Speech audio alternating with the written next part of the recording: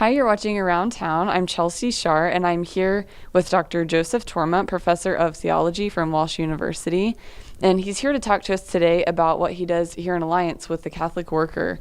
It's something that not a lot of people might know about here in Alliance, but I think it's definitely an interesting cause and a worthy cause. So can you tell us a little bit, we'll just start with about yourself. So you teach at Walsh.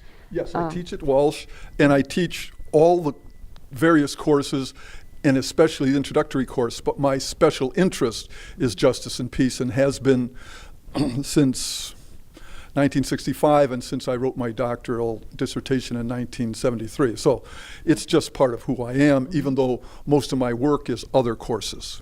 Okay. So you teach at Walsh, but you also have a lot to do here in Alliance with Catholic Worker. So when did that begin for you, getting involved with Catholic Worker? Okay, well, there's two answers to that. Getting involved with Catholic Worker began in 1975 when I was in the Diocese of Rochester. Okay. And I helped to restart the Catholic Worker in Rochester.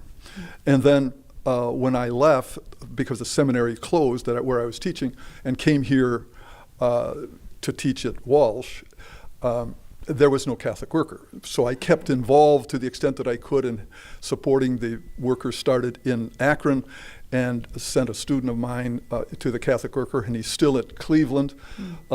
So I had my interest, and I became friends with Bishop John Michael Botein, who is the bishop of the Romanian Catholics, the Byzantine Rite, in the United States. And he had an experience with the Catholic Worker in Boston back in the early 90s. And so when this is his hall for his little parish called St. Theodore's, which was here in Alliance, and almost nobody knew it was here. Everybody thought the only Catholic churches were Regina Coeli and St. Joseph's. Right. But this was here, sort of in the neighborhood of, and his church is right down the alley on Linden. And is that still used today? Well, the parish, it's not been what they call suppressed, meaning it's still officially open, but there's nothing going on. Mm-hmm.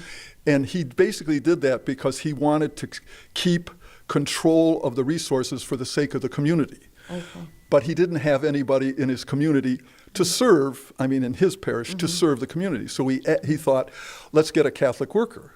Okay. Now, he didn't know anybody but myself who knew about the Catholic Worker, and we were friends. So he asked me, he said, would you help me start a Catholic Worker? And I said, yes. This was 2010.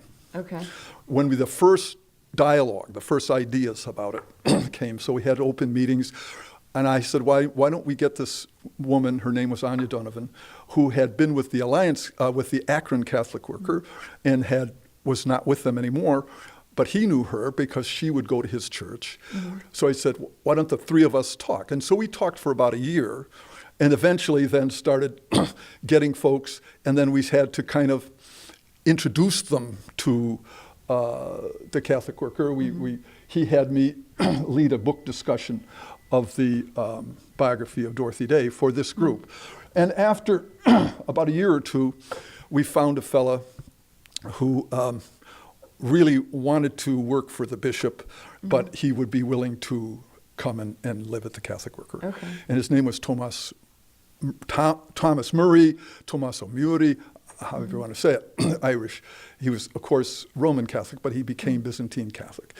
And while he was here, he decided he wanted to be a monk. He wanted to be a Byzantine priest. So when he left, we had to kind of reboot. Mm-hmm. Because there was just no staff. There was just those of us who were full-time doing other things, but were... Right. So we reorganized ourselves so that there are three of us who are major coordinators who are very involved in the church. Okay. Myself, I teach at Walsh. Ann Weeks is pastoral minister at Holy Spirit up in Uniontown. Mm-hmm. And Laura Schmidt's husband is the director of... marriage and family life for the diocese. Okay. And so the three of us sort of are like coordinators. Mm-hmm. But the day-to-day stuff is really maintained by people who originally came from the street. Mm-hmm. And because my whole tone has been, we're not a service organization, we're not a charity organization, we're a family. Mm-hmm. Eventually it dawned on them when they were treated that way, well, if this is a family, then we ought to get in and do whatever needs to be done. So our day-to-day work is done by folks who were originally here Right. for the meals. And that kind of plays to my next question of the Catholic Workers a movement Yes. more than an organization. So can you talk about what the movement Catholic Worker is, the mission behind it, and kind of this idea that this place is modeled after? Yeah. Well, first of all, I would make a distinction. We're an organization, all right, but we're the movement mode as opposed to what is called the institutional mode. Okay. Because we're organized. Right. But the institutional mode usually has set bylaws, set organizational structures, set administration, we don't have any of that. It's very organic. It basically, we believe in what they call the root gospel, the radical gospel, meaning do whatever do unto others as you would have them do unto you. Whatever you do to the least of my brethren, you do to me. Seek first the kind of world God wants, and everything will come to you. That's a basic root Christian thing, and that's what we're based on. What was the other part of your question? What the mission of Yes. Catholic Worker is. The mission of the Catholic Worker is pretty simple. It's to be Christian. What we perceive, and what I've perceived, and I have given talks on this, is that the best kept secret about Christianity is Christianity. 99% of the people cannot tell you what function that word Christ refers to because they think Jesus Christ is his first and last name. But it's not. His name was Yeshua ben Joseph, Joshua, or Jesus, son of Joseph. Christ was his function. So it's sort of like saying Donald President. Well, if Christ is his function, then what's the function? Because you have to know that if you're going to call yourself a Christian, saying you share the function. And most people, 99%, don't know it, and you don't hear it week in and week out, because the word Christian really means anointed one, which means appointed. And so, of course, if somebody says, I've been appointed, Molly's been appointed, you've been appointed, what's your next question? What have I been Appointed to. to? People can't tell you that. And yet it's right there in Luke 4, 16 to 19. Jesus says, the Spirit of the Lord has come upon me and anointed me, meaning appointed me. And it didn't have anything to do with praying or retreat or spirituality or supporting the institution. It was, I've been appointed to care for the poor, the blind, the oppressed, the imprisoned, and those suffering injustice. People come here from all over different churches because they want that experience of being Christian, and in their settings, it's more difficult. And so that's what we are. So it's not a denominational thing. You have people from all over that abide to Christian principles. That's right. And they don't even have to call it Christian per se. Once we've identified that Christianity is fundamentally a way of understanding God as a father, meaning we're all brothers and sisters, and therefore the basic way we have to operate is as a family. Whoever decides that they would like to work that way, they've always been welcome to the Catholic Worker. So the people that you have here are people that mostly live around here.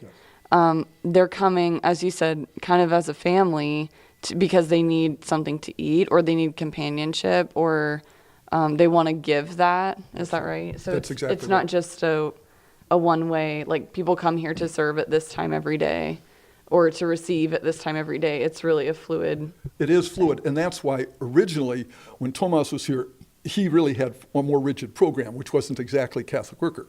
So I remember one day I came in, it was in the winter, and Carol Chitwood and Alma Hogan, who are two of our major supports here, the ones who do the work, were outside in the snow.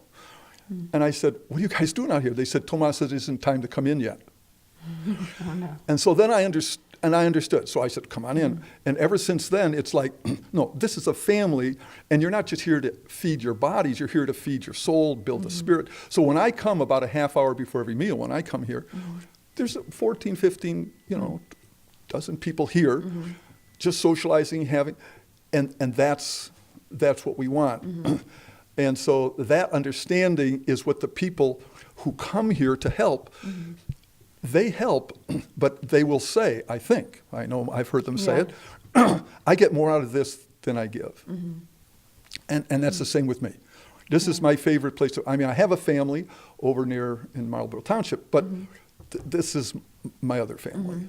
And so there's things for people to have here, like items of clothing, there's food, there's books and resources, there's even games, and like we talked about earlier, puzzles. So right. it's kind of like a house in that way. It is. This isn't just accidental. This is meant to show that this is a family. It's a much larger dining room that you have in your house, but it has the same components. There's your dining room. I mean, there's your living room, your library there, your dining room, and of course, in bathroom, et cetera, et cetera. Yeah. So how have you seen this place take shape into the Catholic worker ideal that there is? Well, yeah, since we actually opened officially 5 years ago. Wow. And it was I think it was March 14th, 2013, we had our first meal. In terms of what we were going to do, we just wanted to be of service. But as the bishop told us, he said the first thing you have to do is find out what services aren't being rendered. And since this was where his church had their meals, it was set up for meals. And so we found out that there were a couple of days of the week where they didn't have in the area a meal available. So we started with, okay, Sunday at 3 o'clock. That's what we'll do. And then it happened that the next year, the Alliance Community Center, which is now opened again, but they had a meal, but on Monday nights, but they dropped it because they closed. So we just picked that up, and somebody said, well, people should be able to come and just be. So then we started the lunch program, and now we have Tuesday, Wednesday, Thursday lunch. So we have Sunday afternoon, Monday night, Tuesday, Wednesday, Thursday lunch, and then periodically a Saturday. Okay. And it's not just staff that serves this lunch. So who is it that serves the lunch? Yeah, or all the meals. Right. Our basic model is simply there's no full-time staff. So, and what we wanted to do is give people the opportunity to contribute. So people come, and let's say if you get the 4 Sundays and the 4 Mondays, those are especially the ones who people come from outside. Okay. About a half dozen churches, different individuals. They bring the food. Okay. And that's their time of the month. You know, so-and-so will take the first Sunday, they'll take the second Sunday. Yeah. And the lunches, Ann Weeks from Holy Spirit in Uniontown, her ministry usually takes a lot of nights and weekends. Okay. So she had the middle of the day free. So she said I could come and sort of oversee a drop-in, and I'm going to get ladies up from Holy Spirit who will make soup. So she would get soup. She would do soup. Eventually, however, Carol Chitwood and Debbie Sheen, and they said, well, we can do that cooking, and we're right here, as long as the food was provided. And those are some of the women that come regularly from the community. Yeah. And so we had to provide the food. So the others come in, bring the food, but we provided the food for those here who do the cooking but couldn't afford it. Okay. Yeah. Nice. So what would you say? You've written a book about this, right? Well, it isn't about this, even though it does have the, but in a sense it is, because one of the first easy essays that Peter Morin wrote, Peter Morin was the teacher of the Catholic Worker Movement. He was the teacher of Dorothy Day. And I have it up there. It's called Blowing the Dynamite. And it was in his very first issue of the Catholic Worker, which is this. I'll show you here. This is a copy of it, of course. But this is what the very first issue looked like. Wow. It was a penny a copy. How much is it? 1 cent. A penny a copy. Yeah. So everything is gift. The Catholic Worker's idea is that Christianity is like a family. Everything's gift. You don't charge people in a family. But it's so radically different from the culture. Right. That's what radical means. So his Blowing the Dynamite, it was in his very first issue. And his basic perspective and what he wanted to do with his paper, because he wanted Dorothy Day to do it. He was the teacher, but she was the journalist, as you know. Yeah. And he said, writing about the Catholic Worker, a radical writer says Rome will have to do more than to play a waiting game. She will have to use some of the dynamite inherent in her message. This is 1933. Dorothy Day thought she became a Catholic for spiritual reasons, but felt alienated from the social activism, which was part of her. And so she was like, I want to be an activist, but I want to be a Catholic. And Peter Morin said, well, the Catholic Church has always had a dynamite social message. No one knows it. He says, to blow the dynamite of a message is the only way to make the message dynamite. If the Catholic Church is not today the dominant social dynamic force, it's because Catholic scholars have failed to blow the dynamite of the church. It started to speak to me. Catholic scholars have taken the dynamite of the church, have wrapped it up in nice phraseology, placed it in a hermetic container, and sat on the lid. It's about time to blow the lid off so the Catholic Church may again become the dominant social dynamic force. And that's what he wanted his paper to do. And he wanted it to call the church, the institutional church, to this mission. Well, it really doesn't go there. And that's a relatively short time in terms of the history of the church, 85 years. So they just did it themselves. They did this and then found that, well, you can't just talk, you have to act the message. So they began publishing this newspaper and doing other things. Exactly, yes. And so how does that play into your book? That was an inspiration for your book? Well, the inspiration was, see, they're not theological, but they clearly were going from the insight that our society is basically competitive, which means ultimately leads to war. So the Catholic Worker was inherently anti-war because they were anti the system that produces inevitably war. A competitive system inevitably produces war. So what he wanted was, the dynamite was cooperation. And so no one has written anything like that. And so when I wrote the book, Divine Design, the Cooperative Alternative to Competition, A Catholic Vision for Society and Church, I used the logo of the Catholic Worker, and I wrote in here that in the spirit of the Catholic Worker movement. And so what I have done is given depth and examples and more details about what the Catholic Worker is trying to model. But it's not systematic the way we model it. It's not thought out. It's just basic action. But he wanted that to happen. And so the year that we started in 2013, Martha Hennessy, who is Dorothy Day's granddaughter, was here as part of the dedication. And she stayed at my house over in Marlborough Township, and we had a real chat. And she said, when she talked with me and heard where I was coming from, she said, Joe, that's what we've been missing in the Catholic Worker. I mean, we're rooted in a radical vision, but people drift away from it. So she had me write an article, which came out in July of 2014 on, she wanted it, The Heretical Nature of Capitalism. She wanted that title, so that's the title I gave it. When it went through the editors, they just went, The Church on Capitalism. But basically, because heretical is kind of a church word. Right.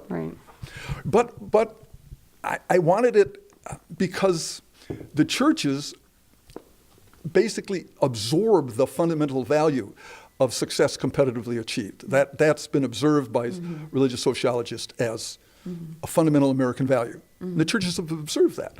I mean, they've absorbed it. So if they've absorbed it, that means it's a practical heresy, which is what I wanted to say. So I wrote the article, and then I was able to publish the book, which the problem with trying to explain a lot of things to people is they say, you're coming at this as a Catholic. I'm not going to listen to a Catholic. You're coming at this as some kind of a socialist. I'm not going to listen to a socialist. And so what I did was say, no, let's go further back to what's fundamental to everybody. What's fundamental to everybody is the survival of the species. Can we agree with that? And it's, yeah, okay, I'm going to start with a premise that the species has always had two options. You can survive the normal, natural way, which is survival of the fittest, boom, boom, boom, or you can organize so that people's strengths compensate for other people's weaknesses instead of having to eliminate the weak. And so that's why I tried to put that systematically into this book. And then at the end, the last 75 pages is how the church can try to live that out, which is what we're trying to do here. But this is more academic. Right. So this might be, the Catholic Worker is a practical example and a living example of what you've talked about theoretically. Absolutely. That's how it connects. I don't, although I say it's in the spirit of the Catholic Worker, I don't use the Catholic Worker practically speaking, but because it's just exactly what you said. I'm trying to show what the church should be, and the Catholic worker is a way of trying to live it out.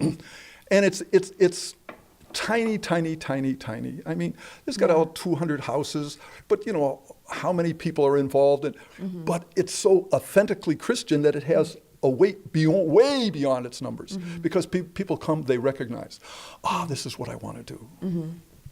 That's really neat. And what about, also want to touch on the founding of Joshua Castile House and why it's called that. Okay. So, because it's not exactly, it is Catholic worker, but that's a story of its own. So It's an absolute story of its own. can you tell that story of how the Joshua Castile House got its name? Sure, I can. When Bishop Bottin was living in Boston, he got involved with the Catholic Peace Movement, which was a little bit separate from the Catholic worker. And one of the heroes of the Catholic worker movement of the Catholic Peace Movement as the years went on, was a young fella named Joshua Castile, who was a West Point graduate and who became an Arabic interpreter. And so because of that, they put him in Abu Ghraib. Have you heard of Abu Ghraib? Abu Ghraib was a prisoner of war camp in Iraq where shortly before he was sent there was rocked by scandals. You may have remembered this. They were torturing, and they had pictures of it and all that.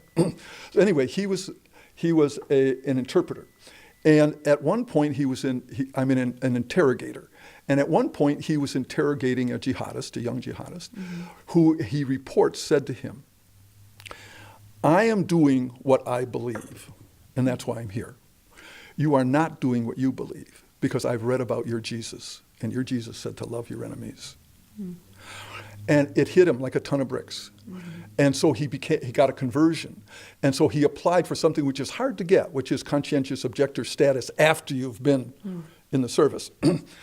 But he had a good record, and he had come from the West Point. And so then they said, okay, we can't let you continue to interrogate, but we'll put you in charge of a burning pit, which means this is where we burn our hazardous waste. So while he was waiting on the conscientious objector discharge, he was at the burning pit. But then he got it, and then he came back to the States, and he was a playwright and a writer. And so he came from Iowa, and he would go around writing plays and talking about justice and peace, and specifically anti-war, specifically nonviolence. Then they thought that he had some kind of a allergy or something, or asthma. His mother told us this, and they neglected to bring him to the doctor, and then he found out he had 4th stage lung cancer. And they suspect it was because of the burning pits that he absorbed it. So since he was well known in Iowa, and the bishop had special friends with the Iowa Catholic worker in Des Moines, he was specially inspired to name this house after Joshua Castile. And then last year, of course, Joshua's mother, Christy Castile, pictures up there, came here and was promoting his book, Letters from Abu Ghraib. And he did pass away. Yes, he passed away. Yes, let's see, I forget what year it was. Maybe 2010 or so, or 2012 maybe. So I guess... I think he was only 32. Wow, yeah, I knew that he was younger. So I guess in kind of wrapping up, do you want to talk about how people could get involved, or when this place is open, if they want to come and see what it's about? Absolutely. People, because it's like a family, the idea is you just come here, and as soon as you come here, it's like, hi, who are you? And come on in and have a cup of coffee and let's talk. As opposed to an organization, there's usually some kind of initiatory registration process or something, yeah. So anybody who wants to, they can call. In fact, the number is right over there on the... And we can put that up on the screen. Right. And just call here. And if they just don't walk in, but they're perfectly welcome to walk in, call there. And what do we need? Well, we need everything all the time, but we're not behind the curve. In other words, we have enough stuff because people see that we need, or they'll say, we need this or that. And so some of the folks who are come here, or myself, we go and get things. There isn't a shopping day or anything like that. Okay, yeah. So yeah, we have all kinds of projects, things that can be done. In fact, we're trying to expand our ministry beyond just the food, because I think we do pretty well with food. Yeah, yeah. But the Catholic Worker is concerned not only just with remedying the effects of social evil, but somehow getting at the causes. And one of the problems we have in our society is a lot of the people here who are victimized by the kind of system we have don't know it. And they're very supportive of a very system and very individuals who victimize them, oftentimes because they can't read and don't read. Of the 4 major folks who were the permanent ones who are involved here, one graduated from high school and can't read at all. Wow. 2 others find it very difficult. Carol can read, the other can't. So it dawned on me, adult literacy. That would be a logical thing, Right. but we'd have to start slow. And where do we find people? So we've been talking about this for a year, and now I do have, in fact, I have it right here in my pocket, the names of 3 former teachers who have volunteered through Laura Schmidt, who's in their church down in St. Joseph Maximo, who said that they would like to be part of this. And we're all just starting it together. We don't have a set program. So I've been calling them, and I've got the 3 people said they wanted to be tutees, and they get the tutors. The problem is we need somebody to be the coordinator per se, and the 3 of us who are overarching, we don't have that kind of time. Right. But I pushed it as far as I could, and then fell into my lap was an intern from Mount Union. Oh, perfect. Her name is Madison Beitler, and she is doing about 19 hours related to this project.